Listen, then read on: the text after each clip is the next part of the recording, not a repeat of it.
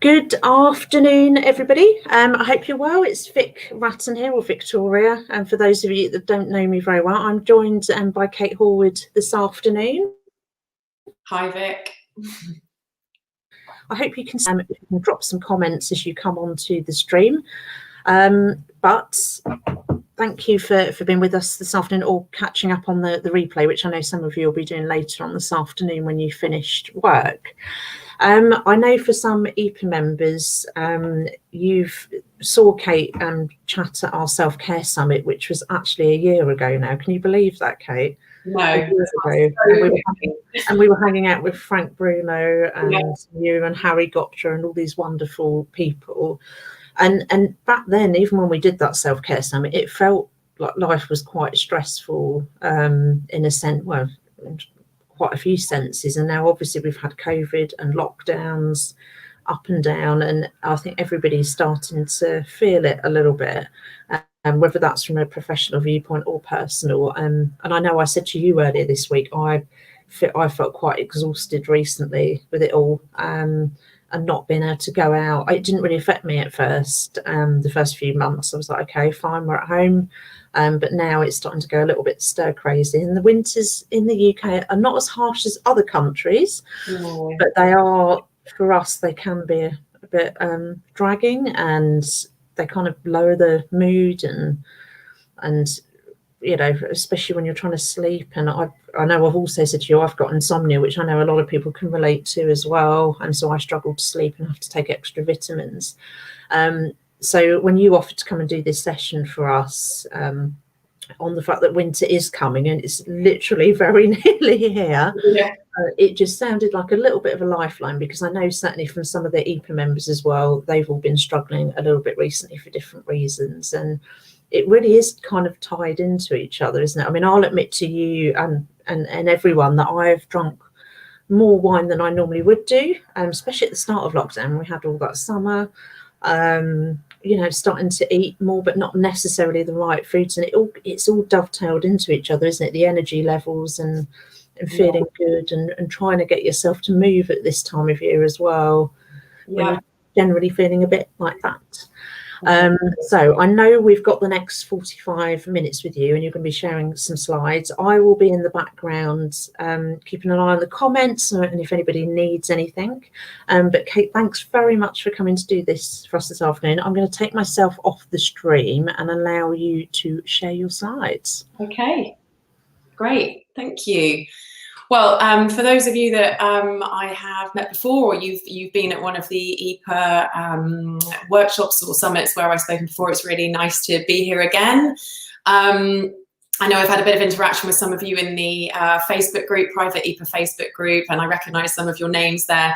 So yeah, today I'm going to be talking about really how to prepare ourselves for winter and to get through, I'd say, the next 6 months, you know, as best as possible, and ideally to be able to thrive. I think you probably all know that there's certain weathers that affect our mood. You've probably heard of seasonally affected disorder. And I think what with more increasing lockdown measures, we're also approaching a recession. There's going to be a lot of sort of stressful subjects in the news and the media.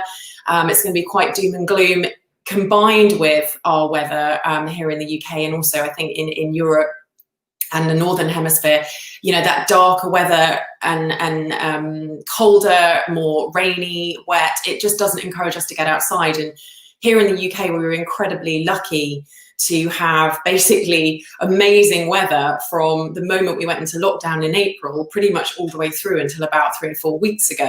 And I think that really helped with people's motivation and mental health and mood, whether the people were furloughed or working. I think we can all agree that the weather gives us a real boost. And I've put this presentation together, you know, with the awareness that I think it is going to be a challenge for some people over the next 6 months or so. So if we can be proactive and think about different tools and habits and ways of being that we can bring in whilst we're either isolating, working from home, in lockdown, that will help us stay more buoyant, more positive. It will boost our mental fitness. So that's what I'm going to be going through today. I'm going to be sharing with you, I'm going to be creating awareness around the areas where I feel people may struggle, and then I'm going to give you some simple tips and tools of what you can do to support yourself around those issues. So I'm going to share my screen now and go to the presentation. 1 second, bear with me. Okay, so really, as I said, this is about how to thrive in challenging times. And also these tips and tools I'm going to give you, they are going to be things that will support you at any time. Even if, let's say, we weren't experiencing COVID and lockdown, these are things that actually boost positivity, performance, professional, personal performance. So you can use these at any time. I've just pulled these together to particularly support you over the next 6 months.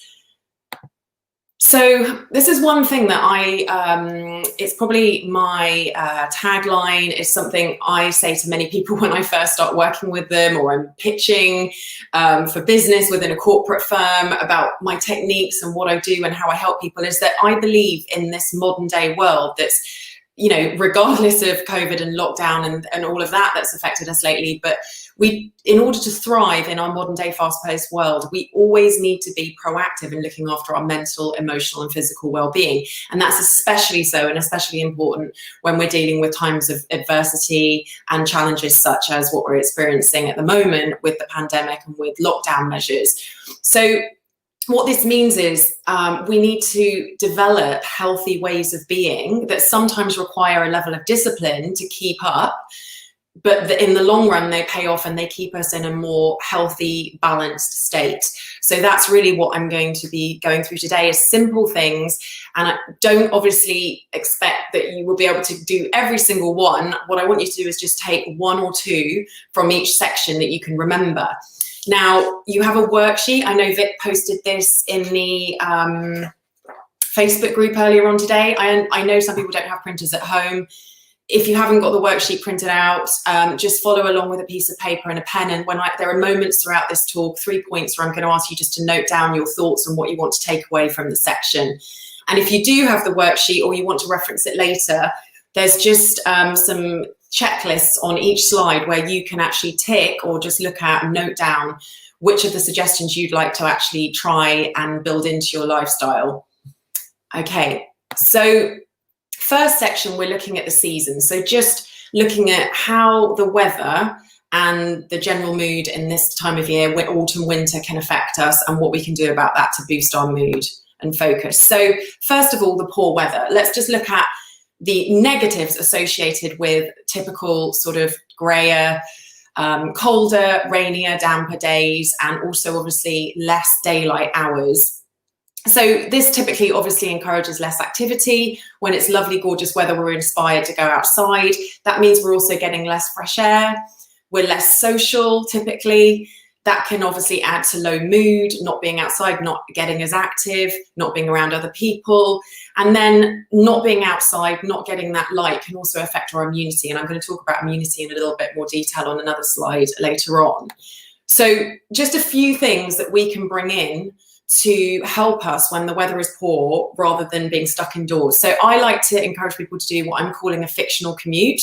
So now that we're working from home, most people are. I know some people are going back to the office certain days a week, but the days when you're not and you're at home, bringing in a fake commute, even if it's just round the block or, you know, round just up and down your street. You may want to make it longer and go around your local park or somewhere where you can get a bit more of a walk in.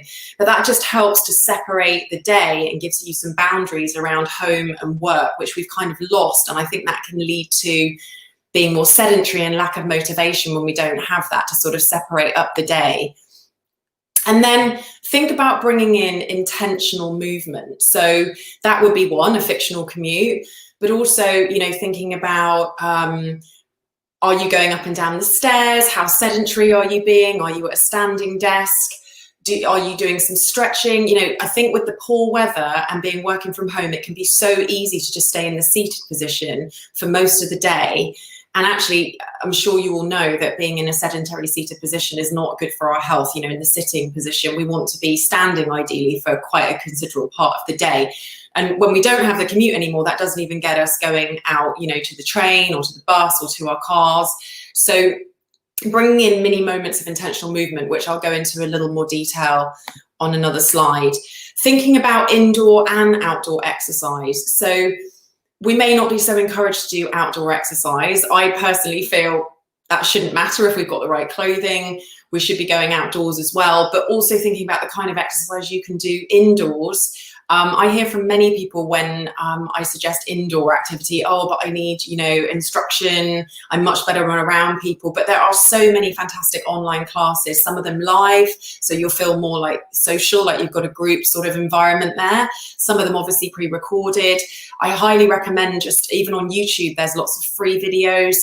Just even bringing in like short mini moments of exercise. You don't have to do a full hour. You could easily do just 5 minutes every day of some kind of stretching or a few whole body weight moves, just to get you moving, get your muscles going, and to sort of boost your mood as well, because we always feel good. We release those endorphins when we're exercising and moving. And express workouts, which I've just mentioned, a lot of people, I think, have this sort of subconscious rule that they don't even really know is there, that if I can't do an hour's exercise, or I can't do, let's say, 45 minutes, it's not worth it. And actually you can achieve a lot in a small amount of time, and something is far better than nothing. So lack of daylight and sun exposure. Obviously the days are getting shorter as far as daylight. This is what partly leads to seasonally affected disorder. We're not getting that vitamin D because our skin isn't being exposed to the sunlight and the sun isn't as strong. So looking quickly at some of the issues with that, just so that you're aware. So as I just said, vitamin D, there's an issue around how much vitamin D we get. And some of you may have heard in the media that vitamin D is highly linked to the immune system. So I would personally recommend supplementing with vitamin D, but obviously do your own research, check with your healthcare provider, and make sure that there aren't any complications if you're on other medications or you've got pre-existing health conditions. But the general consensus is that people are lacking vitamin D in the winter months. That's normal, and it's really helpful and good for your health and well-being and immune system to supplement. So the circadian rhythm can get affected by this. So the circadian rhythm is the body's system that regulates your sleep and wake cycle. Now, what mostly guides that is the daylight you're getting and the color of the light. So this is why blue light is particularly a problem when we're looking at devices in the evening, when the light is dark or warm and soft and yellow, because it's messing up with that circadian rhythm, because it thinks it should only be getting blue light in the midday, daytime, and in the morning. So that gives you a guide that sort of lets you know when you should be getting blue light is ideally first thing in the morning to kickstart your system, and then at midday, which is when the sun is at its highest, which is when the light is the most sort of bright and blue. So what I'm recommending to people is, making sure, if you're doing a fictional commute, this will happen anyway, but you're getting outside in the morning, or you're getting that daylight on you, and even if you just stand outside your front door in your garden, just get that sunlight on you in the morning and at midday to help regulate your circadian rhythm. Because otherwise, if we're working from home, we're not going outside, we're surrounded by sort of warm toned, most people's bulbs within their homes are more warm toned, so you might have that on in the winter during the day. Then you're looking at devices in the evening, that's going to give you actually the opposite of what your circadian rhythm needs. So just thinking about the light exposure there. When the circadian rhythm is affected, that can lead to low mood, seasonally affected disorder, lack of energy, and sleep disturbance. So those tips are really key in just keeping your body balanced, because the body loves routine. So I really, really highly recommend getting some morning sunlight on you and getting some lunchtime sunlight on you, and then staying away from blue light devices in the evening. And in the worksheet, I have a resources page at the back, and they're hyperlinked. And there's actually a couple of resources there for an app that you can get on your laptop or monitor, that actually it tunes in with where you are in the world, and it turns the screen yellow when the sun's going down, and it turns it back to blue or normal when it knows the sun's rising. I use that. It's called Flux. It's really great. And also obviously wearing some kind of yellow tone glasses or glasses that avoid your eyes getting penetrated by the blue light.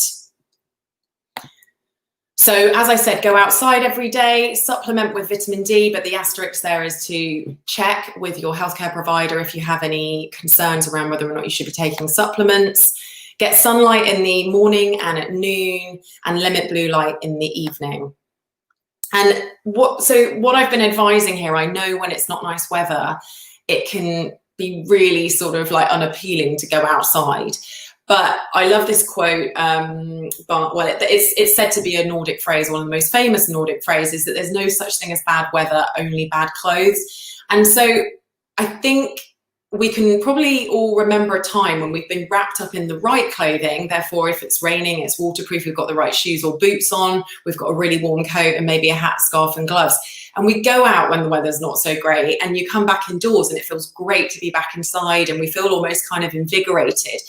And so I think it's so true that if we don't have the right clothes, it can feel miserable. But if we're dressed in the right clothing, it's fine. So, you know, my sort of tip there is, if you don't have, you know, waterproof shoes or boots, maybe you might even want to get some waterproof trousers. If you don't have a waterproof jacket, you know, that's going to discourage you from getting outside every day if the weather is particularly bad. And we will need sometimes a bit of discipline to make ourselves do these things that actually ultimately are good for us, but seemingly we get resistance around them sometimes. So don't let the weather be a reason to sort of succumb to that resistance, and don't let therefore your clothing be your excuse there. So this is where I'm going to ask you just to pause for a moment and either go to your worksheets, and fill out the section there, or just write down on a piece of paper what your key takeaways are from this section. So really think about, I'm going to give you 2 minutes, what one key thing do you want to take away from that? Anything, maybe you had an aha moment, a bit of an epiphany, maybe you thought, yeah, I really want to do that, I'm going to do that. What one thing do you want to remember, and what will you take away from all of those tips I've given you to best support yourself over the next 6 months? So write that down. I'll give you 1 minute to have a think about that and write that down.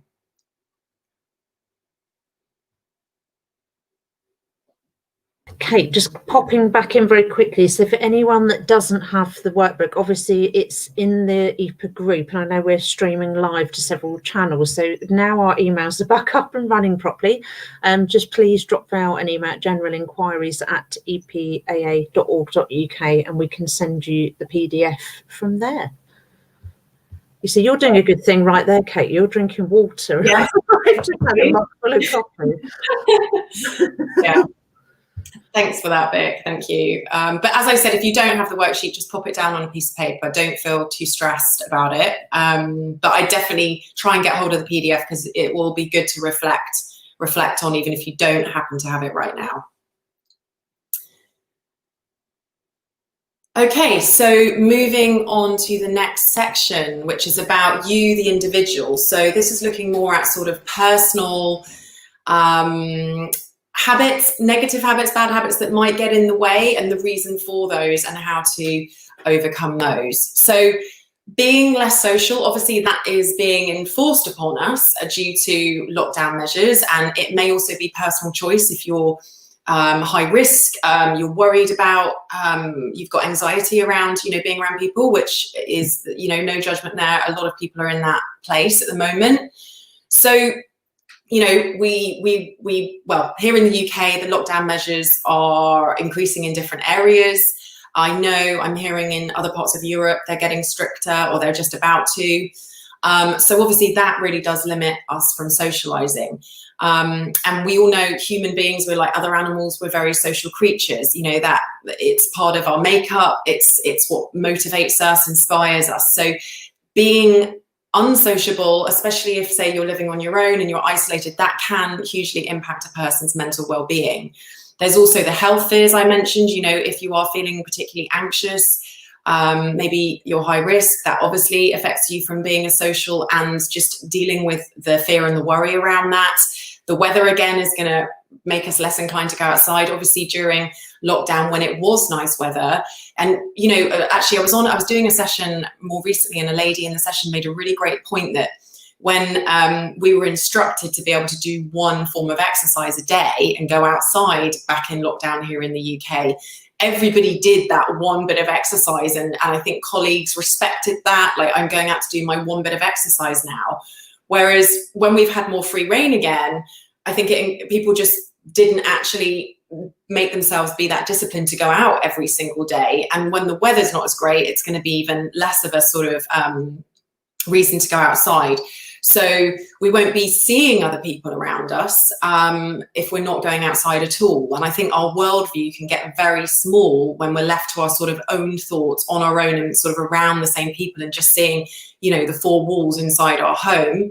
Obviously, personal circumstances affect how the lockdown measures affect us. You know, it depends how big our home is, how many rooms we've got, whether we've got a separate office and we can shut the door on our work, who we're living with, if we have pets, all kinds of things play into this, and just generally levels of resilience and how we personally cope with isolation and feelings of loneliness. But I think it's a given that staying in, being less social is not good for mental and emotional health. So what are some things we can do around this? Schedule in social calls. Now, I know a lot of people are doing this anyway. You know, this isn't a new thing. But it is so easy to text people. And I find there are some friends that I barely ever speak to. We are mostly just texting. So I think just if it feels like something you'd like to do and this is making you think, oh, I'd actually be really good to, you know, do the old fashioned way and either schedule a phone call or a video call.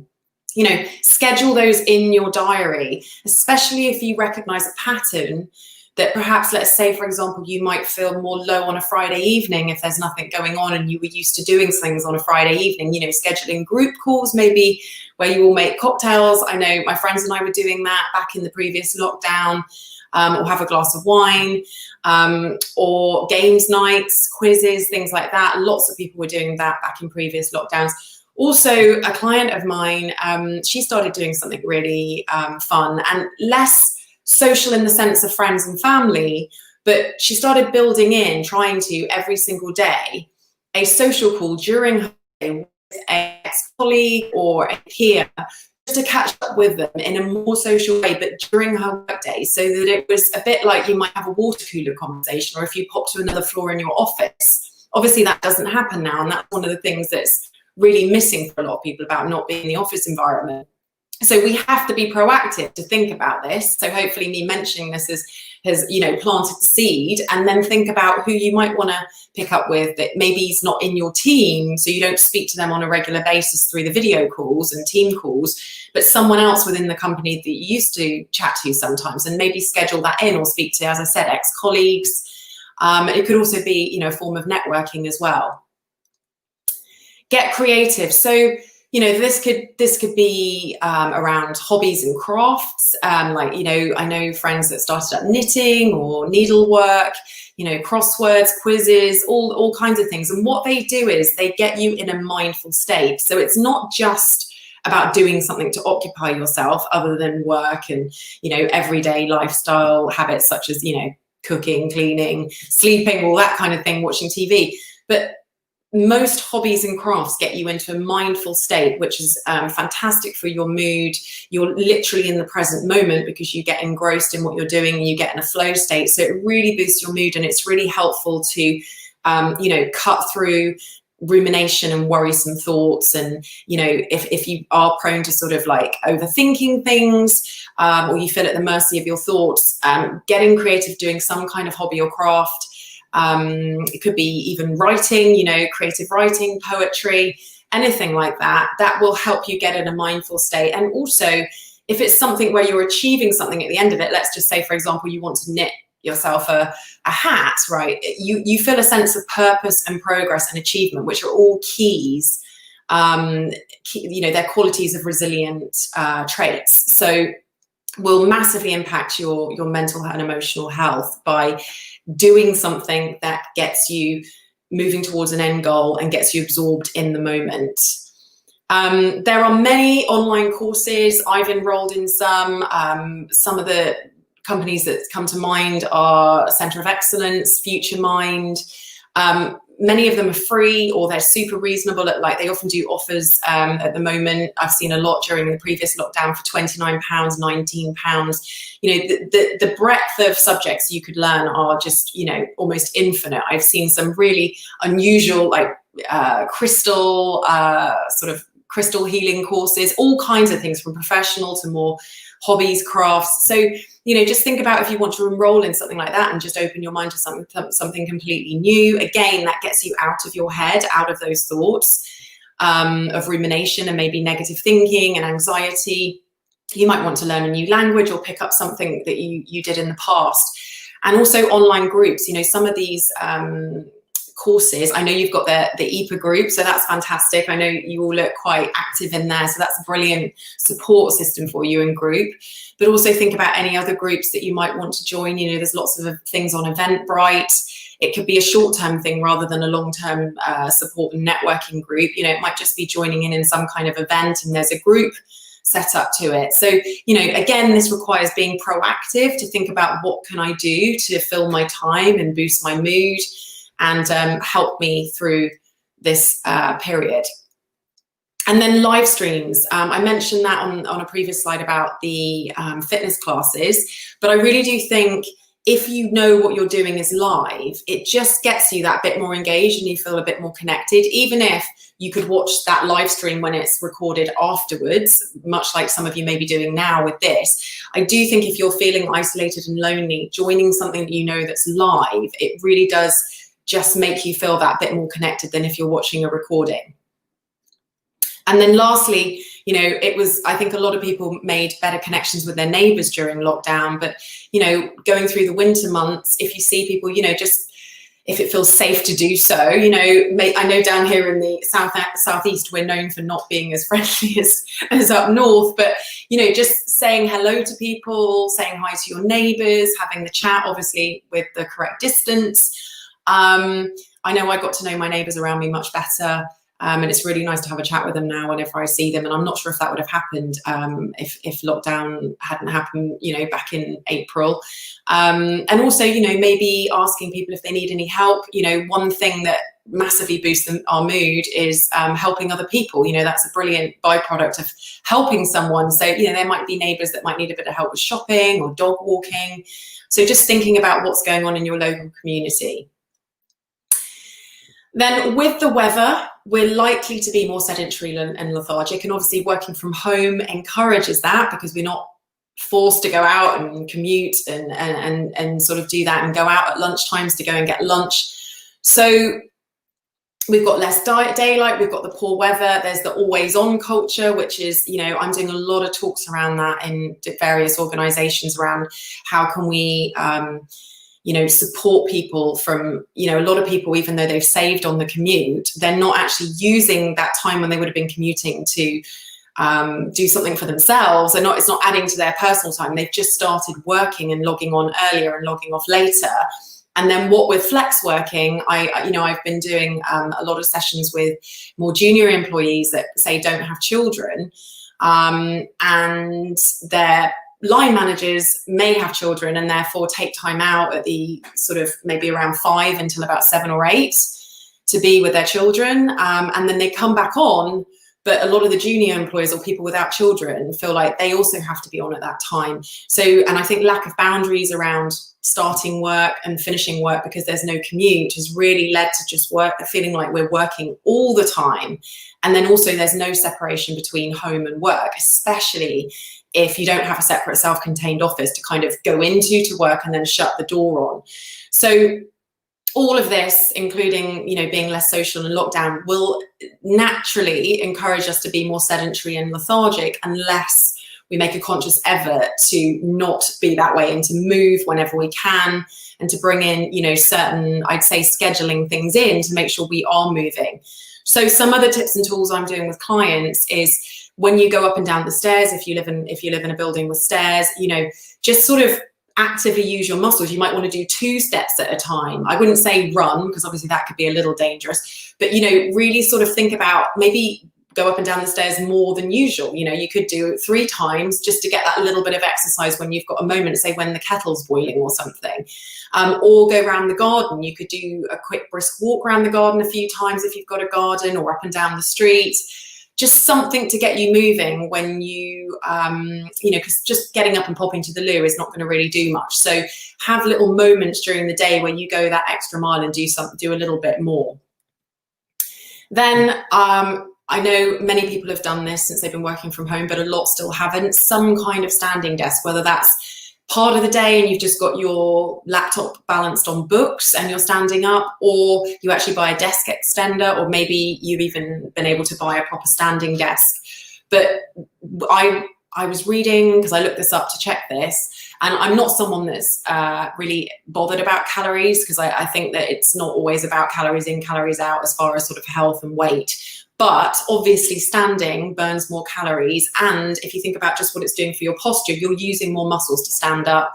You're not sort of, one of the problems with sitting too much is that we're constricting the blood flow because of the bend at the hips, and, you know, constricting the major arteries there, which we shouldn't be doing for extended periods of time. So just, you know, using the day to find moments to do mini movements. And also, I think, you know, having time standing, if that's possible for you, is really great just for your posture. You know, make sure you're standing nice and tall, and it's great for like the whole system. You breathe better when you're standing up rather than sat down. So if you haven't done that yet and you're able to do a standing desk, I would highly recommend that, even if it's for, say, a couple of hours a day.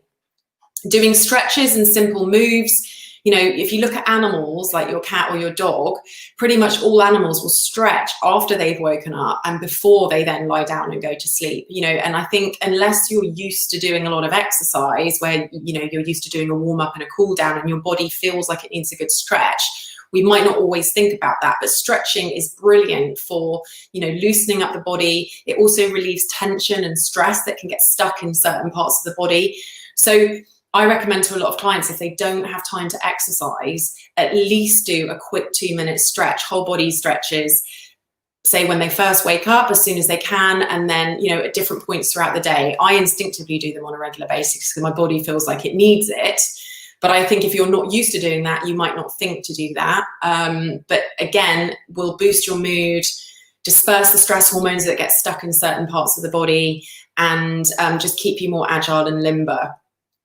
And then lastly, I know everyone's really keen in companies to do video calls, but there may be some that you actually don't need to do.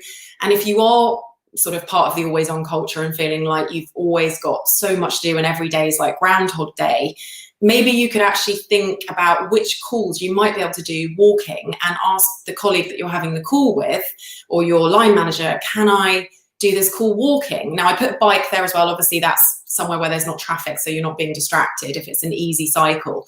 But just that might be a way to combine some exercise and getting out, getting the fresh air with work. And it could be, you know, more of a peer call or a call with friends. But if I know some clients of mine have started doing this, and they've just, if they were having a catch up with someone on their team, they've just said, could we perhaps do this as just a regular phone call actually this time, because I'd like to do a walk. And then the other colleagues gone, oh yeah, that's a great idea, I'll do the same thing at the same time.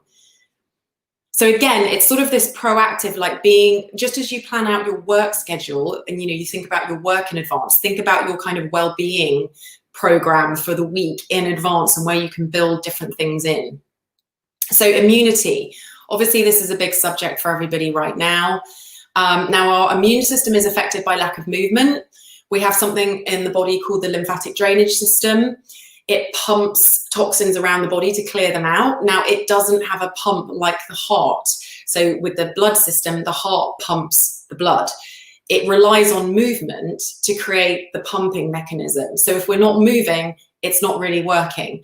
And the more the movement, especially if it's a bouncing up and down movement, the more it kicks in and works. So things like rebounding, which is on a mini trampoline, is absolutely brilliant for the lymphatic drainage system. And actually, you know, it's sometimes recommended for people that are particularly ill or have immunity issues to do rebounding for that reason. But also just walking, running, anything where you're moving and there's a slight bounce makes the lymphatic drainage system kick in, which is key to your immune system. Less sunlight, I mentioned that already, because of lack of vitamin D affects the immune system. Colder temperatures affects the immune system, but also I was looking into, you know, one of the reasons why the lockdown measures increase. It's not just about contact within, I was looking at why people get more ill in the winter and why they're sort of increasing the lockdown measures. It's not actually because of the cold. There is some theory behind the cold allows viruses to get into the body more through the nose when the nose is colder. But actually, viruses spread more easily in warm, dry environments. And so we're going to be sat, obviously, in heated rooms indoors. So if we were bringing different people in, there's more chance for things to spread. So that's one of the reasons we get more ill in the winter. Obviously, our immune system's lower typically because of lack of movement, lack of vitamin D. Stress and fear hugely impact the immune system. So it's key to keep those as low and under control as possible. And then I've just mentioned staying indoors. So I've already given you a lot of tips and advice around doing daily movement. Just you can see how this links directly to the immune system as far as lymphatic drainage. Supplements, again, check this with your healthcare provider if you're unsure. I always have now a wellness formula on hand, which is a real sort of wide complex of all different kinds of natural vitamins, minerals, and other supplements that support the immune system. If I feel like a little bit low, like I feel like I didn't get enough sleep for a few days, or I've been a bit more stressed, I will take those. Now, whether that's just helps me psychologically or it actually gives my immune system a boost, it doesn't really matter. It might be both. I also keep some natural vitamin C sachets. Vitamin C has been shown to really help support the immune system. I think we all know that. So, just having those to hand, if you feel that feeling where you just feel a little bit low, or you've been quite stressed, or you're lacking on sleep, because again, lacking on sleep really affects the immune system. Having a sort of hoard of those or a stash and know you've got them readily available is a great way to just, like I said, psychologically make you feel a bit better, but also have them to use to top you up and to boost your immune system. Getting quality sleep, as I just said, lack of sleep hugely impacts your immune system. Eating well. I've mentioned this before on previous sessions, and it's something when I first started working with someone, is I really look at how someone's eating, because if we are mismanaging our food and food frequency, it has a huge impact on blood sugar levels, which affects the whole body, especially over a long period of time.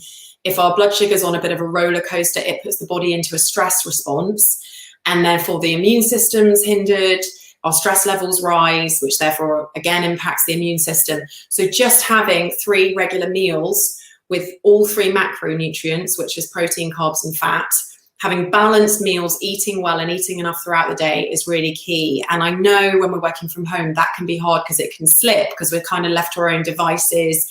We can log on earlier, forget to have breakfast. We might get a bit lightheaded later in the day. We might then have coffee to boost us and get us going. All those things, those bad habits can really easily come in when you're kind of left to your own devices and focused on work. So I'd almost recommend actually scheduling your meal times into your day and working your other schedules around those meal times, and make sure you're having 3 key meals throughout the day that are decent, high quality filling meals. And then lastly, managing stress. I'm going to talk a little bit about that in a moment, but keeping those stress levels down is really key for a strong, healthy immune system. So one of my favorite quotes that I often think of a lot myself, is by Jim Rohn, who was one of the sort of pioneering motivational experts. He was, I think, a mentor to even Tony Robbins. And so, he was the previous wave of motivational experts back then. He said, we must all suffer from one of 2 pains, the pain of discipline or the pain of regret. The difference is discipline weighs ounces while regret weighs tons. And I think that's really, really something to think about, because all of these things, and this is even happens, for myself, there's often, not always, but often a little element of discipline required to do the right thing, to do the thing we know will support us and be best for us in the long run. And yet, if we don't do those things, it can be really, really quite profound how not doing those things we know we should do and not showing up for ourselves affects us.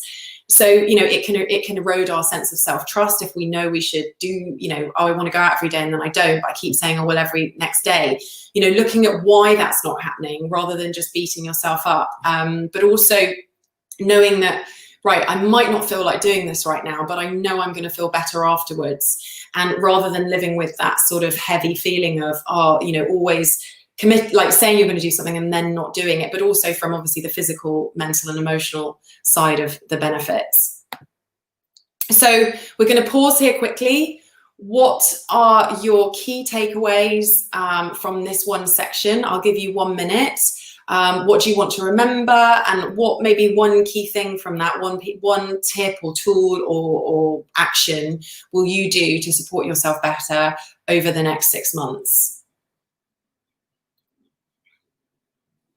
I'm going to have a drink of water again.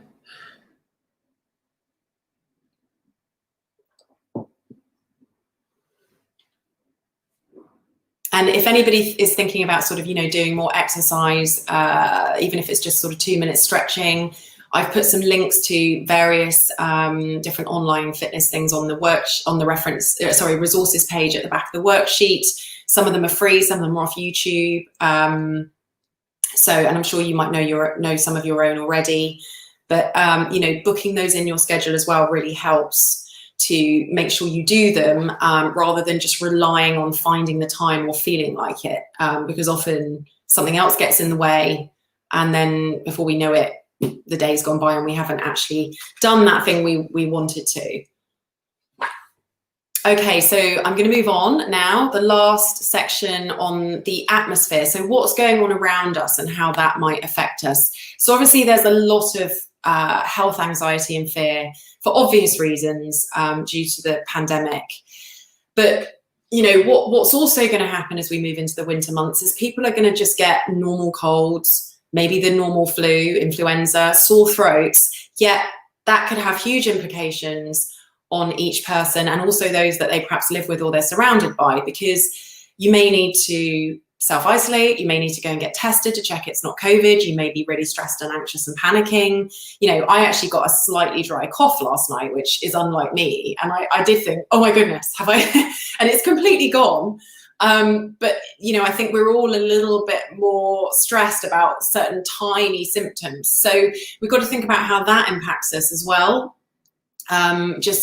We might all be on guard and on high alert and worried. And then, if children get colds and flus and they have to come home from school, they have to get tested, that can impact the family, what you can do with your time. So there's a lot tied into this. And then everything going on in the media, I rarely watch the news. And when I do, I go to sort of credible, unbiased, reliable sources just to know exactly what's going on. Otherwise, I don't watch it, because the media, it's been proven, massively impacts the mood of people. Especially, there was actually, I can't remember what it was called now, but there was a special type of anxiety and stress that came about from, when back in April, May time, when everything was going on the news then about COVID.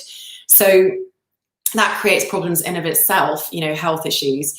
So really think about what you're exposing yourself to around the media. Obviously, isolation can then affect our health concerns as well. We may want to isolate more because of what's going on, and we may have to, and we may have to quarantine.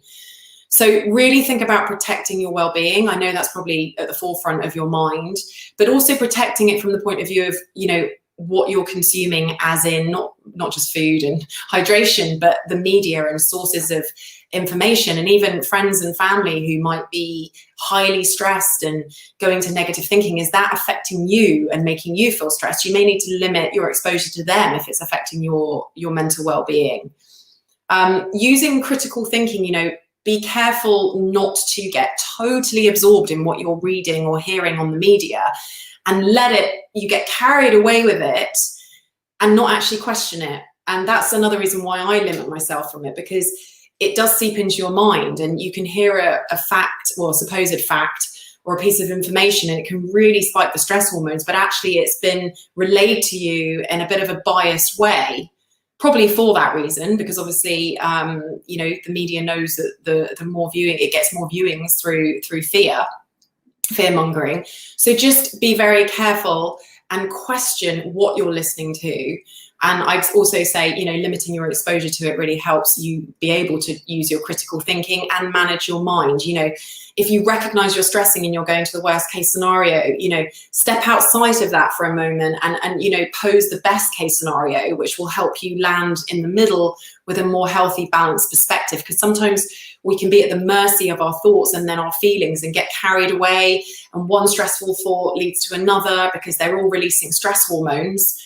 Each one creates a little mini stress hormone surge, which then creates another stressful thought and another stressful thought.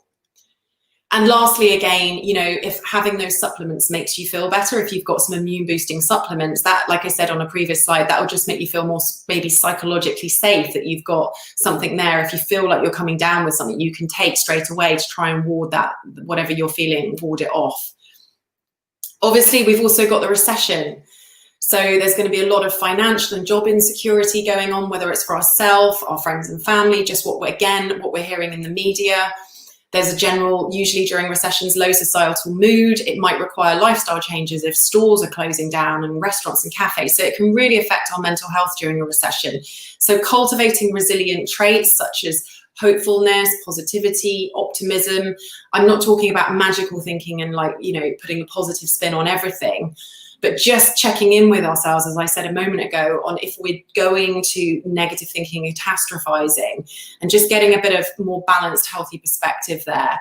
Again, limit the media, I think, for this reason too, about all of the reports on the recession. Also, if we feel out of control, that makes us far more stressed. So, you know, if the recession and financial sort of stuff is worrying you, maybe review your finances to feel like you're in more control. You might even want to seek some advice or support, and you might want to plan ahead and start budgeting a bit more if that makes you feel better. So going back to sort of mindset and critical thinking, another quote that I absolutely love by Mark Twain is, "I have been through some terrible things in my life, some of which actually happened." Now, the reason I like this quote, and this is not to minimize what is actually going on for everyone at all, because I know there's a lot of sadness, fear, you know, there's a lot going on and loss at the moment. But this is just to kind of make you remember that sometimes a lot of what we experience is our negative thinking and catastrophizing and thinking about potential threats. And it affects us in such a way as if it's almost happened, but it doesn't actually always happen. So that's just to sort of like make you hopefully remember that quote, because the experience you have is based so much on your thoughts, which then determines your feelings. So it's really important to kind of create that separation and be able to witness what you're thinking, how you're feeling, and think about what's led to me feeling like this, so that you can almost step in and become like, you know, your higher self can step in and almost be like your own coach. You can become your own coach, and, you know, all the advice I've given you today will help you kind of manage your mind and boost your mood. Lastly, the always on culture, I mentioned this earlier. So lack of boundaries around work and home, because we're not commuting, there's no separation, it's making us more sedentary. There's a lot more stress if workloads are, you know, the hours are just sort of all day.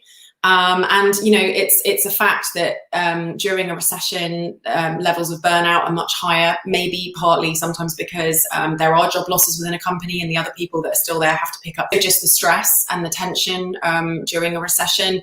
And also, I think, just as I said, this isn't just about the recession, this is about working from home with no boundaries. So we have to kind of enforce those boundaries ourselves. So a great way to do that would be having some kind of morning routine. A fictional commute would be brilliant here. Having those mini well-being tools throughout the day, just to sort of break things up so that you're not always sat there working and focusing on work. Asserting some boundaries. I actually am doing sessions with some organizations where we're talking to people about how to assert some boundaries with their line manager. And, you know, the line managers are generally open to this because everybody's finding their way at the moment on how to sort of lead virtually and manage teams virtually. So, you know, sharing more with your line manager about, you know, when works for you time-wise, and you're going to be having this break at this time for this reason. Building routine and structure into your days. Again, like I said, a fantastic way to do this is to schedule in breakfast, lunch, and dinner. And then just having the discipline. So, you know, what I really want to say here, going back to that quote by Jim Rohn, is this will require a little bit of discipline. You won't feel like doing all of these things all the time, and the weather will really add to that resistance. So, but you will feel much better afterwards. So just sort of, and routine and structure really aids with discipline. So very quickly, just what's your key takeaway from the atmosphere, the last few slides I've shared? What do you want to remember? And what will you do to best support yourself? I'll give you 30 seconds to do that, and then we're going to wrap up. I've just got a couple of more slides to go through.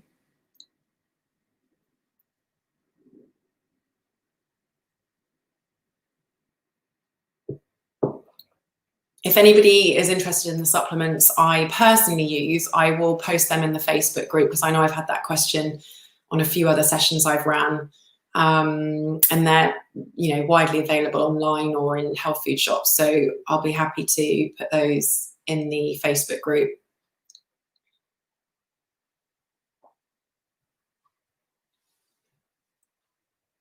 Okay, so I'll just give you 30 more seconds just to think about any aha moments or epiphanies, or things that one thing you think, wow, I'm really going to do that, or something you want to remember.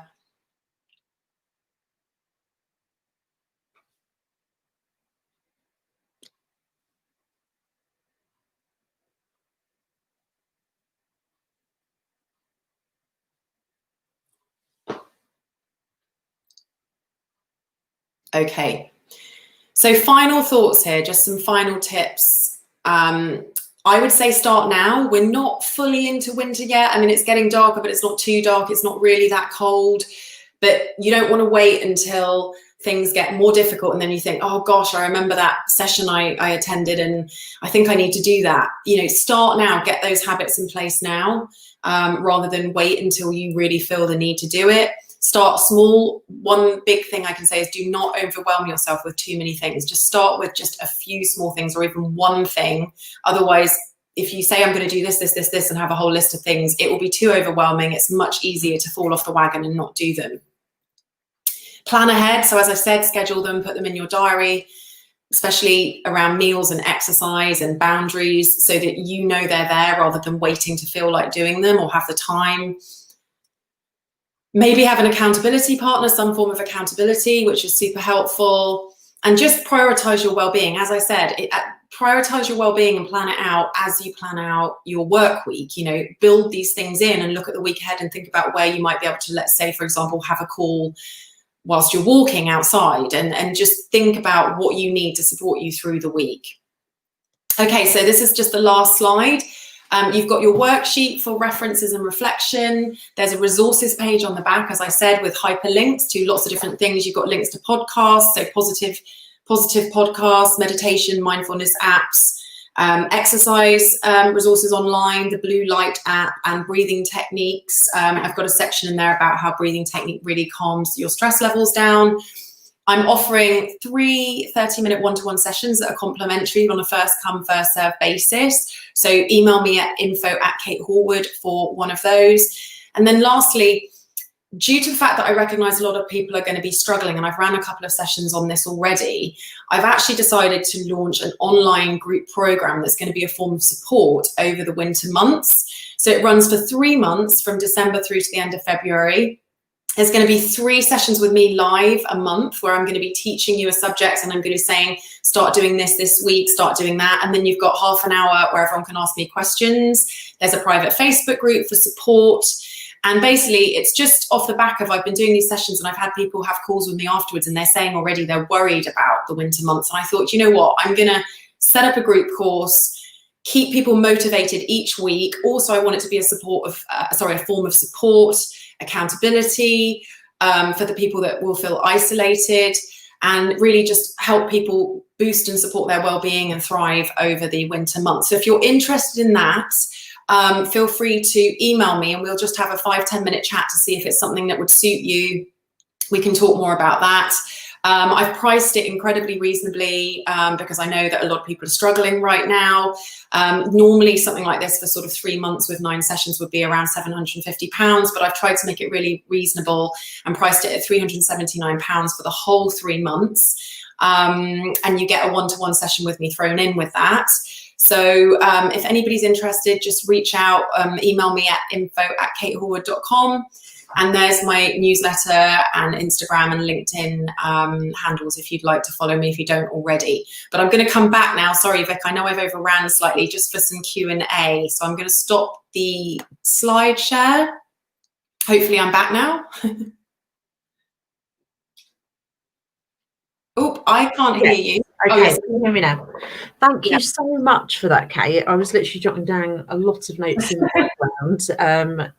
Fascinating as always, and it's almost a nice gentle kick up the backside as well, because Only you can make yourself kind of feel better and more energetic. And I always joke that I'm my own worst enemy. I know exactly what I have to do to feel mentally well, to feel sick, to not feel so exhausted and lethargic, but I still have to go through this marathon of talking myself into it as well. So a couple of people, oh, just bear with me a sec. Yes. We are going to run out of. Well, I think I'll just say you're not alone. I mean, I have to work hard myself to motivate myself to do things. So, you know, it's human nature. Yeah, definitely. Definitely. Can you see the dashboard there, Kate? No, I can't. Okay, fine. So Annalie has said, just share a couple of comments here. Yeah, okay. Her card has offered 1 year's free access to the Calm app. Do you use the Calm app at all? I have done. I don't at the moment, but I have done in the past. That might even be, I think, on the. Yes, that's on my resources page. I did recommend that. Brilliant. Sorry, I'm just literally sorting out my battery here. It was just saying it was going to. Oh no, don't worry. No, it just literally come just that little bit away from the socket. I was like, oh. So thank you, Annalie, for giving that tip there. I have got the Calm app on my phone and I don't use it. Do you think there's something in the fact that it's actually on a device and that's possibly why some of us are not? Yes, to some extent. I think we're just overwhelmed with options as well. You know, that's why I sort of say keep it simple and schedule it in rather than wait to do it. I think, you know, I might use something like this. You know, I've got different things I use, but I'll go to it when I feel I need it. But actually building it into your everyday life and just creating a habit out of it is really the main thing. And you just got to schedule it in, you know, pop it in your diary almost. And I think that actually is, I mean, we talk a lot about time blocking now, but you do have to create time to do this stuff. And I mean, I do spend a certain amount of time in the evening because I know even as small business owners, we don't have reams of people around us and big departments to manage bits and pieces. So we do end up working, you know, all the hours, not a day, but I literally do have to block an hour out where I just don't look at any work stuff. And if I go on social media, I'll look at stuff that's related to, you know, my well-being and bits and pieces. And a group I found some months ago actually was run by Natasha Hamilton, who is ex-Tomica Kitten. Right. Kitten. And she runs a Facebook group now, which I think anyone can join, called Live Better with Natasha. And it's just a community sharing stuff about mental, physical, spiritual well-being. And bits and pieces. And they did some live interviews a few months ago now with some other celebrity faces that she knows who've been quite open, you know, about where things have dipped in their life. So that I've used that quite a lot. That's great. I find it's a bit of a break away from the rest of Facebook, you know, with my personal stuff where I post pictures of my puppy. And we've got EPA as well. That's the work bit. So it just gives me a bit of a, you know, outlet to go and be somewhere else in Facebook. So that's been cool. I also read Happy Fall magazine. Did you read that at all, Kate? We gave it out at the Self-Care Summit last year, but you can get if you get the print version, you're charged for it. But if you can actually get the free PDF version, so you were talking about staying away from negative press. Yeah. And I'm trying to make a conscious effort to do that now because it is seriously depressing. I mean, pretty much every day. And Happy Fall magazine is all about well-being, and we gave it out at the Self-Care Summit last year to everybody that attended. But you can, just a little nod to everybody, you can download that for free from their website or follow them on Facebook as well. You were talking about supplements. Yes. I take magnesium. I think I told you I had restless leg syndrome a few months ago now, which has turned into plantar fasciitis. Which is super painful every morning when I wake up. But I just found magnesium's like amazing. I haven't tried the forms of it. I've heard that some people you can get a spray or some gel. I use the spray.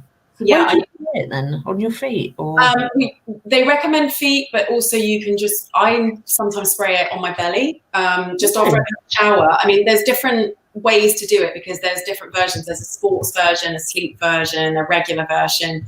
So yeah, they've got, if the brand I'm talking about has got Better You, it's got different versions. Obviously that's a bit of a marketing thing as well to sell different types, but this, magnesium is great for sleep. So if you are using it in some way, it's better to have it before bed typically, but you just want to put it somewhere on the body. It does sting a little bit at first, but then your body gets used to it.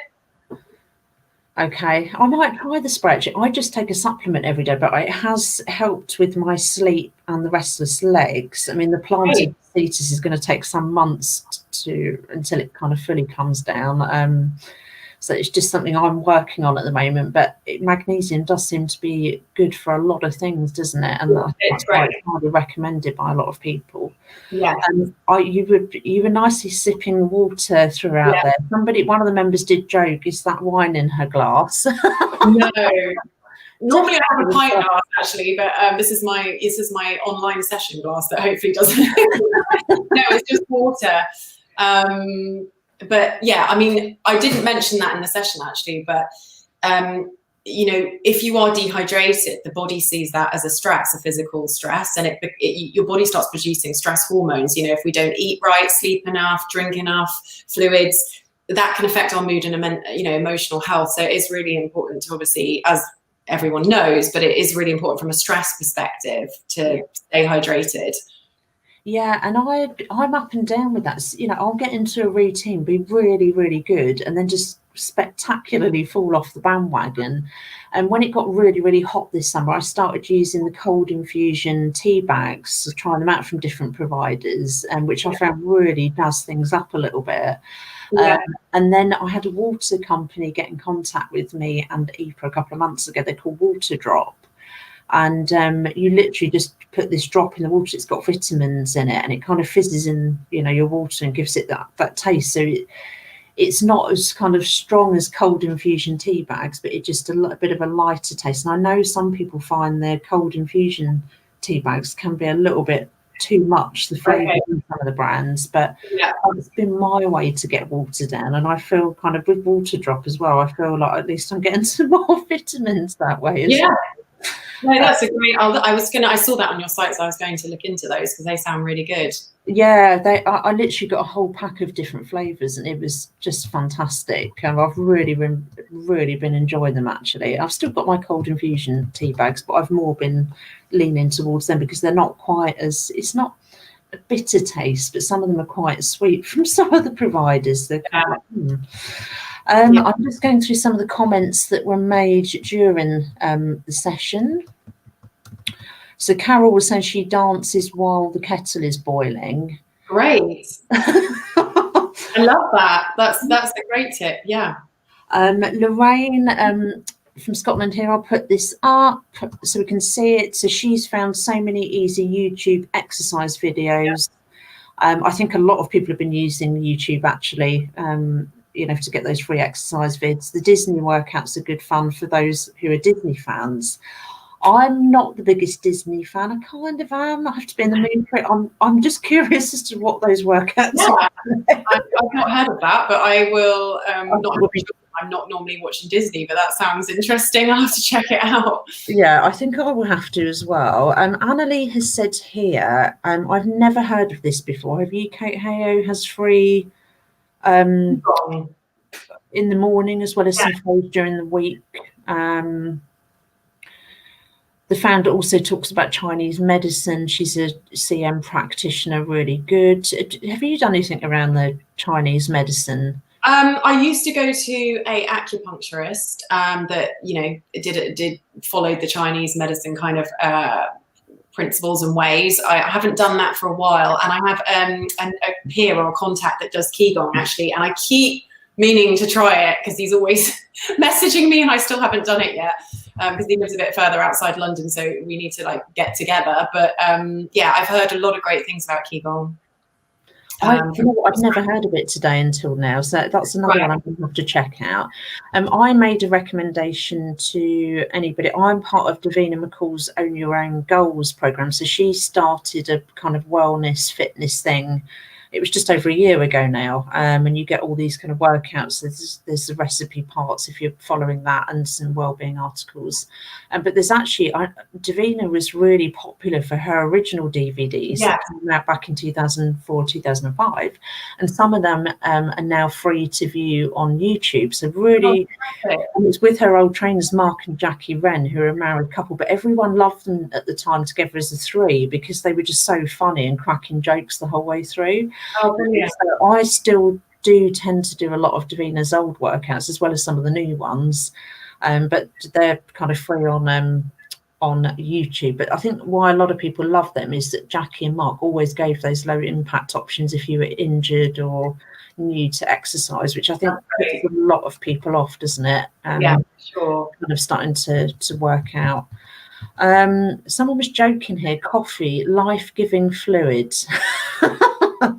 Coffee, yes. Well, it can be, as long as it's not on an empty stomach and it's not in place of a meal. Yeah, the jitters. Yeah. Do you know, I used to love coffee, and I'm quite fussy about the coffee I do drink. But of late, I have started to go off it a bit. I don't get that kick from it that I used to do when I was working in the city. I don't know, it just doesn't taste the same. I don't know. It just sounds weird saying that, but it really doesn't. I used to get a real kick getting off the train at London Bridge, you know, doing what most city workers usually do and going sweeping up for your first coffee, and then you're all sort of charged for the day. It's just not the same at home. I think sometimes actually when we're more wired on stress hormones, we crave more stimulants. And sometimes I get, you know, I start working with a client and they're like doing 5 coffees a day and they're like, you won't get me off my coffee. And I'm not even trying. But when we get the stress hormones sorted and, you know, eating better and not rushing around like a headless chicken, they don't crave the caffeine as much. Yeah. Actually, it's just a natural thing that happens. Yeah, definitely. I mean, I was thinking of having a little go at giving up caffeine completely for a couple of weeks to see how I get on. I might well do that soon, but I can't remember a period in my life where I've not drunk at least a cup of tea in a day, to be fair. So I think I would I'd have to be away from everybody and locked in a room for a couple of days. Well, you do get I think you get, you know, that initial, if you can withstand the sort of withdrawal symptoms, then what often happens is afterwards, if you ever smell it again, you don't even really like it anymore because it was more, the body adapted to the caffeine. So it started like changing its own hormones to then deal with but once your body gets back to normal, it doesn't want them as much anymore. Yeah, and an EPA member did that last year and she kept in contact with me. She stayed off it, but she feels fantastic. I mean, her energy levels, she was just trying to overhaul her whole kind of diet and how she was feeling and stuff. And she just said she feels amazing still now. There's no temptation anymore to go and pick that coffee up. And she'll opt for the herbal teas instead, which I quite like a lot of herbal teas. They've got a lot better over the years, haven't they? Yeah, for sure. Definitely. Just to show some other comments that came up. So Jenny was saying that she really loves, I don't partake in these sessions because I like to let the EPA members get on and do their thing, but they're run by Deborah Peltz, one of our members, and she does a weekly Zoom and they have a lot of fun, Kate. They have a theme every week. I think it's been shoes and their favourite tea and their favourite biscuit.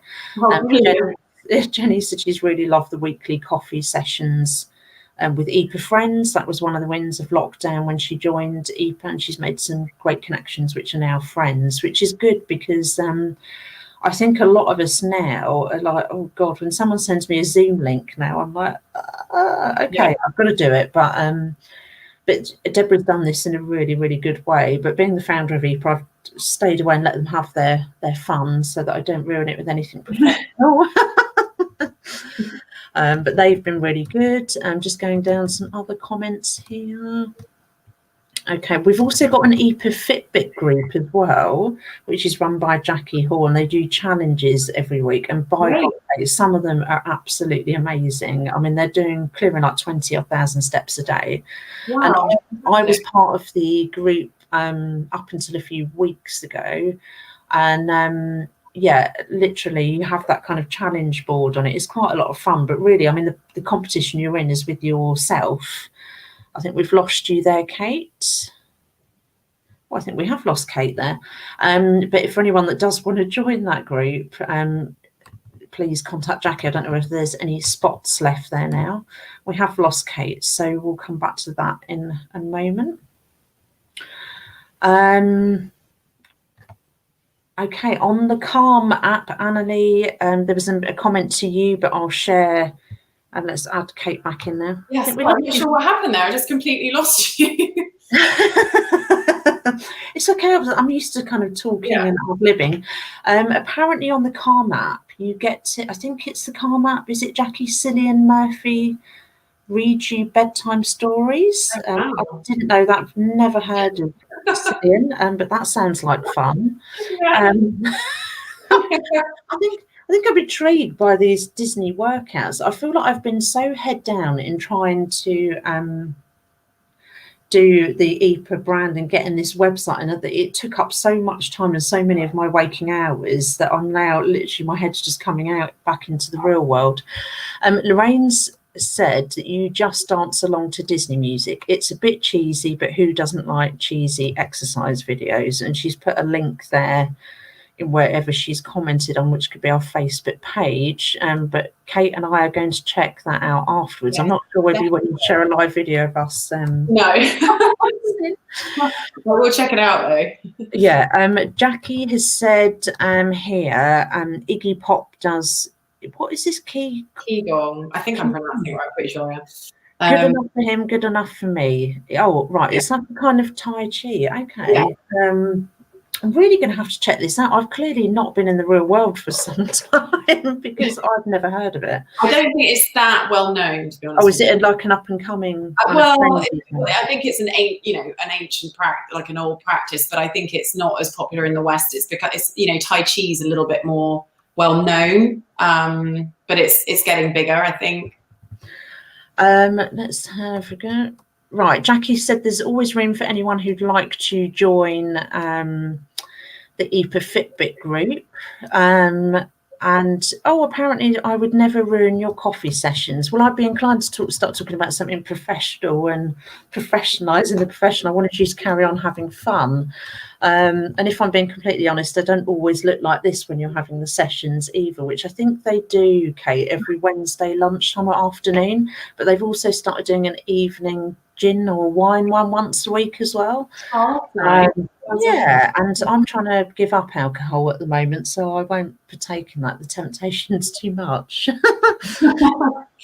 Charlotte says she loves adding strawberries to water, putting in fridge and drinking all through the day, and because she used to be bad at drinking water. I think it is just for a lot of people now. You hear the NHS constantly go on about this. There's even notices in our local GP. You see it everywhere, in every diet program and wellbeing thing. It's drink water, and we know it's good for us. It's just so hard. Why is it so? Especially when you're working from home. Why is it so? I've got a bottle right here. Yeah. One of the tips I normally use, is, and I do this myself, pretty much religiously, is I have a pint of warm water with fresh squeezed lemon, but it doesn't have to have that. That's the first thing I do after waking up. I have that, and then I leave it 30 minutes to eat breakfast, because you don't want to put food in a stomach full of water. But that flushes out your system. It's really great for detoxification. But that already gets you a pint first thing in the morning.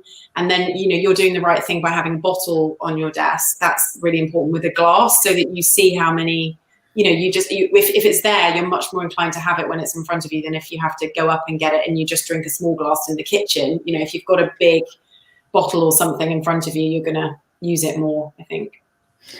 Okay. Yeah, definitely. Just looking down at the comments here. They're still talking about the Disney there. So on the resources, I haven't had a chance to read through every single one of them yet, but I know some people have started to talk a lot about loneliness, and that is a real thing in the UK. I mean, the UK government, actually, I think there is a minister for loneliness or something along those lines that was brought in as a new job role a couple of years. It is a real thing, and a lot of people have been stuck in flats and apartments or haven't been able to go out because of health problems. I mean, are there any obvious? You've talked a little bit about that in the session and talking to friends, and sometimes it's hard. I mean, when you're mentally feeling really low, just to even pick up the phone and talk to somebody, and even block time out. But I just feel this is it's going to become a really, really big issue. I mean, Prince William brought it up last week that how, we're not really, obviously we're so consumed by COVID and how traumatizing that's been for a number of families, that we're perhaps missing, all these people that are suffering. And there was a young man on my estate that took his own life right near the start of lockdown because he was completely overwhelmed with this pandemic, and his family said they felt, to him, it was like it was never going to end. He couldn't see an end point to it, and he didn't want the rest of his life to be in a lockdown and pandemic. And his feelings have been completely overwhelmed, I think, for a lot of people. Yeah. I mean, if you've got any kind of more thoughts on that, and especially for people who are on their own in flats and apartments. I think aside from reaching out to people, structure is really helpful. And I think I mentioned hobbies and crafts and things like that, because it gets you in a mindful state. I mean, that's not going to make up for not having social interaction, because we're humans are social creatures. We do need it. And it won't be like this forever, but I think to get you into a mindful state, so you're in that flow state where you forget everything and you're just focusing on something, hobbies, crafts, they're really helpful because they just cut through the sort of thinking and the stressful thoughts, and you're just literally, you lose track of time sometimes when you're doing things like that. So I would recommend those. And then also, again, when I say about sort of scheduling in well-being things, like when you eat your meals and if you're going out for the day, also think in advance for your mental and emotional well-being about, how, do I have any social calls booked in this week? Do I have I caught up with family? I think I also mentioned like the calls with ex-colleagues or peer calls. That's sort of a bit networking, but it's just nice to catch up with someone. Think proactively about what you can do to support yourself. And then obviously, if you're really struggling, seek help and support. There's so many different, hotlines and charities out there. Obviously, the original one is the Samaritans, which they're always there. Someone's always at the end of the phone there.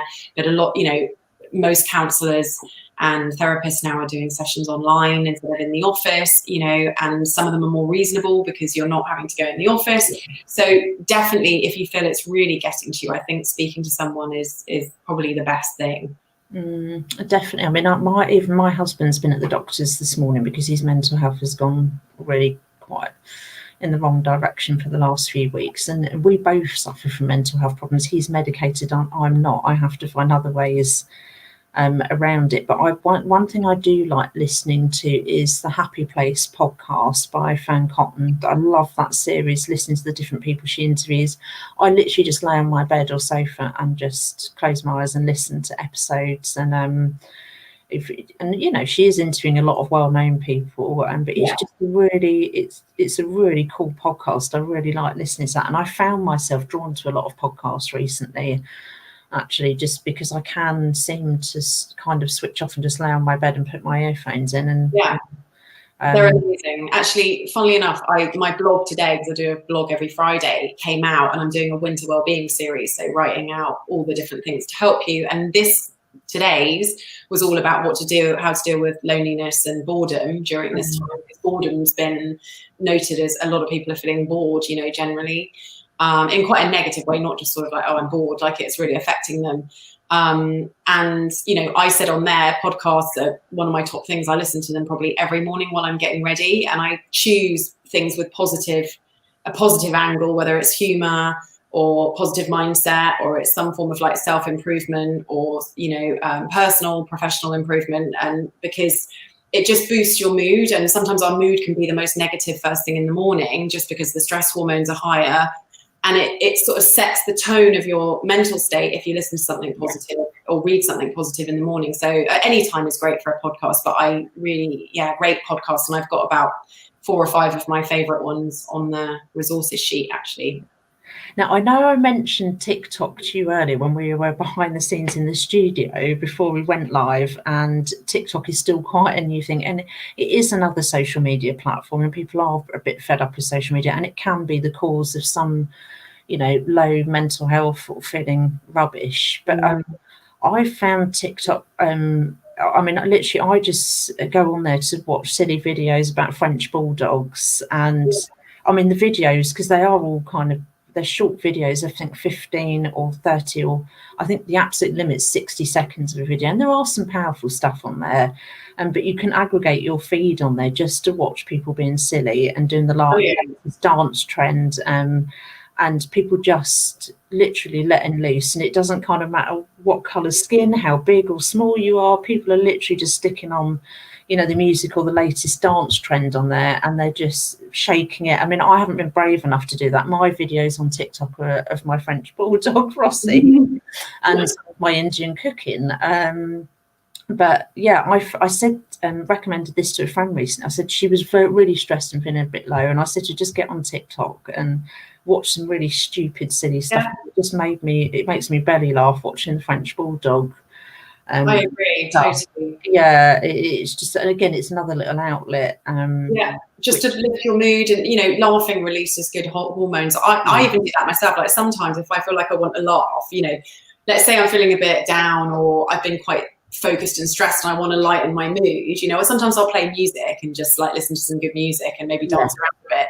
But I have my go-tos where I like watch clips from like Anchorman, or funny movie clips. You can just go on like for example, something off like the jazz flute clip of Anchorman on YouTube. They'll do clips of funny moments from different films. Or do you remember Fenton, that the dog in Richmond? It still makes me burst out laughing now. And there's other ones that are similar on YouTube, and obviously the algorithm picks up similar themed videos, so then you're just getting more and more of these funny animal clips and things like that. So I definitely that's what I love about YouTube. You can just go on there and watch all sorts of stuff that's not related really to your personal or professional life. You just want a bit of a giggle. I was watching documentaries about music bands in the 90s and rubbish ads from the 90s type thing. They'll have all these documentaries on there, and just looking back and having a bit of a laugh there. I know one of my friends said the other night, her and her husband got a little bit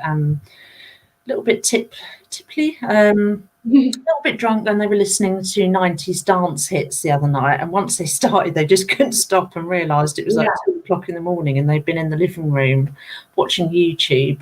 But I think it is whatever floats your boat at the moment for a lot of people. And I do find I kind of squirrel off into just lots of silly funny videos like that. And it's been like recently I found it quite hard because it was the 1 year anniversary of my father passing last year, which, do you remember, it was right near the self-care summit, and the 1 year is always the toughest, but we managed to kind of even find some old video footage and silly photos and good memories there to try and turn some of that negative emotion into looking back at the positives, as it were. Now, what I want to ask you to finish off with, food, obviously, and nutrition is a big thing. Are there any cooks or chefs or people you follow? The reason I asked that, I've got a fair few I follow, but Annalise mentioned here Jasmine Hemsley. She's doing Sound Batch. I think that might be Sound Bath, meant to be Sound Bath. Okay, Sound Bath. At 12:15 for 15 minutes. It's saved on Instagram, really relaxing. And obviously Jasmine, the Hemsley sisters, are known predominantly for their cooking. I might even have their books somewhere in in my kitchen. I cook a lot of Indian food, as you know, and we had Harry Gotra at our self-care summit last year. I do stuff in Indian spices, lots of good properties, and we talked a lot about that at the self-care summit. So Harry Gotra for me. I'm not a vegan, but I do like a lot of vegetarian and vegan food. So I do follow people like Deliciously Ella. I do like her stuff as well. I follow someone called the Batch Lady, so she's a woman up in Scotland who very busy mum, and she's got all the, you know, this big farm as well, so she does a lot of batch cooking, and she's quite new to the scene, I think. And I follow the Pinch of Nom ladies as well. I love their recipes, and they've got a great crazy group. I say crazy because there's like 1 million people in there, and it's really really busy. But cooking's a big thing for me. It's something I really really enjoy, and I do it to relieve stress. Are there any kind of cook chefs, people you follow, like? Well, if I'm totally honest, I don't follow. I've got loads of recipe books and I never use them unless I've got friends coming over, which isn't happening at the moment. Yeah. I actually, because I eat quite simple foods, I normally do a protein with some form of veg, and I make it really tasty. But I literally do like meat and 3 veg, one of them being potatoes, or instead of potatoes, rice. I'm not usually cooking because I'm cooking for myself. I'm not usually, I think that's part of the problem when you cook for yourself. You don't really always go to great lengths. Yeah. However, I remember that well. Yeah, in saying that, I've just before all of this, you know, the new regulations came out, I'd been to, my friend had just moved into a new house, and I went there a couple of Fridays in a row, and she was cooking from, and I can't remember the lady's name, but I'm going to buy this book, and you've reminded me. I can post it in the Facebook group. Yeah. But I think she's an ex-lawyer who was really good at cooking, and she basically has, someone might know this and put it in the group. You cook everything in tin trays, like the big steel trays, so it's all bakeable. But everything, I might even have it on my phone, but I don't want to start scrolling through looking for it now. I think I took a picture of it. But it's all these recipes where it's just like you mix loads of things in and you just bake a meal in a tray. So you just chuck it all in, chopped up, and they're all different types of flavors and inspired by different cuisines from around the world. And the 2 that I had with her were amazing. Like one had loads of chickpeas and butternut squash, and it had paneer, and she just shook spices all over. And then you could serve it if you want with a bit of garnish, like, you know, sour cream and stuff. And then the other one was pieces of cod with more roasted veg and stuff like that. But they're really simple to do, and then you just chuck it in the oven, and it's quite a, you know, if you do it to the main size, it's a big portion. You just need a big oven tray. But they were really good because it's really good ingredients, and it seems really easy just to throw it together and chuck it in the oven. Yeah, because I think if you know, we've got that time at home to be cooking good food, we should be. Annalise recommended, and I do follow these 2 as well. And the reason I'm putting it up so that people know it's pear spelt as in the fruit pear. The Happy Pair are funny and have delicious recipes. These are 2 twins, identical twins. Yeah, my brother's from Ireland. It's all vegan recipes. I absolutely adore them. And when they do their video, I mean, they're just literally happy. Well, they come across as happy all the time. Obviously, they're happy there. But they're just so energetic. You can really feel that through watching their cooking videos on YouTube and Facebook and stuff. So I've started to do a few of their recipes, but I've been following them for a while now. And I know they've got they do a course on gut health. So basically you follow like their nutrition plan. They've done specifically with a doctor in Ireland, I think it is, that it's all about, you know, getting better gut health. Brilliant. Gut is very tied to your immune system as well, so that's particularly important as we go into this winter. Yeah, and somebody else I do and I've followed for a long time now is Jack Munro, who does cooking on a bootstrap, you know, for people who are feeling the pinch financially. You can go on her website. There's lots of free recipes that she'll put together for like 20p a head, or, you know, that kind of thing. It's going to Sainsbury's and kind of finding those ingredients really cheaply, but still being able to eat decent food. I think that's her message ultimately, is that it doesn't matter if you're considered as poor in today's society, you should still be able to have some nutrition at least somewhere. And I think that, having been in that situation myself before, I didn't, obviously Jack wasn't around back then, but I had no idea how to feed myself properly on a budget. But then I would now, thanks to her recipes. But there's a couple of people like her that are out now that are specifically looking at people, you know, that have perhaps gone onto universal credit recently due to redundancy, and the budget's got really, really tight, and just still been able to get that really good nutrition in the way you can. And lastly, Charlotte has recommended Greg Wallace and Eat Well for Less. I've definitely heard of him. I don't follow him, but I'm sure there was a TV series about that recently. Sounds really good. I might check them out as well. Yeah. So, well, God, we've had a lovely hour and a half. I've really enjoyed talking to you. I never tire of anything you have to say when you were with us at the Self Care Summit. You did a fantastic session back at our virtual conference in April. It feels like a long time ago now, but that's still available for people to listen to until the end of the year. Anybody that needs the PDF, or they can email Val, and we'll get that with your kind of little workbook and the resources. Yeah. And also it's got your website and contact details on. That's on the last page, yeah. Fabulous. Well, Kate, I know I'm not going to see you face to face before Christmas. I know we'll have a chat or Zoom before then, but I hope you enjoy the rest of your year, and can't wait to see you in person next year. Fingers crossed. I hope this doesn't go on forever. It looks like we are probably going to go back down into a national lockdown, I reckon, in the next week or two. That's my guess. So I guess all that remains for us to say to everybody is keep well, keep safe, and let's try and get through the winter as best as we can. Thank you for having me, and really nice to see some familiar names on the chat here, and whoever else is watching, really great to be here for you, and hope that what you've heard today has been useful. And really, I think the main message I want to give across is just like being proactive with these things and not trying to do too much, because some just even if it's just committing to get out once a day, every day, regardless, unless you're feeling ill, obviously, but that one thing will just do wonders for your mood and mental health. Yeah, definitely. Absolutely. Right. Well, enjoy the rest of your Fridays, everyone, and go and drink more water. Yeah, I'm going to go and get some more for sure. Yeah, and enjoy your weekend. See you later. Bye.